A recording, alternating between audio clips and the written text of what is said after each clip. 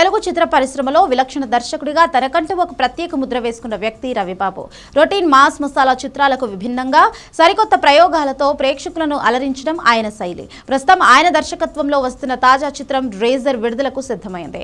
ఈ సినిమా మే 8న ప్రేక్షకుల ముందుకు రానున్న నేపథ్యంలో చిత్ర ప్రమోషన్స్ లో పాల్గొంటున్న రవిబాబు టాలీవుడ్ లో ప్రస్తుతం హాట్ టాపిక్ గా మారిన సినిమా టికెట్ ధరల పెంపుపై తనదైన శైలిలో స్పందించారు. ఆయన చేసిన వ్యాఖ్యలు ఇప్పుడు సోషల్ మీడియాలో వైరల్ అవుతున్నాయి. సాధారణంగా పెద్ద హీరోల సినిమాలు విడుదలవుతున్నాయంటే చాలు థియేటర్ల వద్ద పండగ వాతావరణం కనిపిస్తోంది. అయితే ఇదే సమయంలో టికెట్ ధరలకు భారీగా పెంచడం మనం చూస్తూ ఉన్నాం. దీనిపై రవిబాబు తీవ్ర అభ్యంతరం వ్యక్తం చేశారు. సినిమా విడుదలైన మొదటి రోజు థియేటర్లకు వచ్చేది వీరాభిమానులు. తమ హీరో సినిమాను చూడాలనే తపనతో వారు వస్తారు. అటువంటి వారి దగ్గర నుండి అదనపు డబ్బులు వసూలు చేయడం చాలా తప్పు అని ఆయన పేర్కొన్నారు. అంతేకాకుండా ఒక అడుగు ముందుకు వేసి అభిమానులకు మొదటి రోజే సినిమాను ఉచితంగా చూపించాలి అని ఆయన తన అభిప్రాయాన్ని పంచుకున్నారు.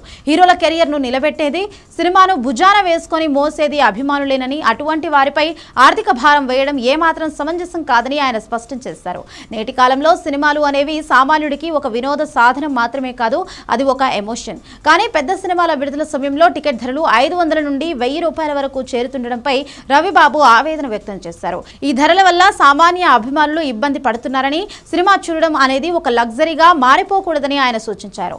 రవిబాబు చేసిన ఈ వ్యాఖ్యలు ఇప్పుడు ఫిల్మ్ నగర్ లో చర్చనీయాంశంగా మారాయి. కొంతమంది అభిమానులు రవిబాబు మాటలకు మద్దతు తెలుపుతుంటే, మరికొందరు నిర్మాతలు సినిమా బడ్జెట్ రికవరీ కోసం ధరల పెంపు తప్పనిసరి అని వాదిస్తున్నారు. ఏది ఏమైనప్పటికీ సినిమా టికెట్ ధరలు సామాన్యుడికి అందుబాటులో ఉండాలన్న రవిబాబు ఆలోచన నిజంగా అభినందనీయం.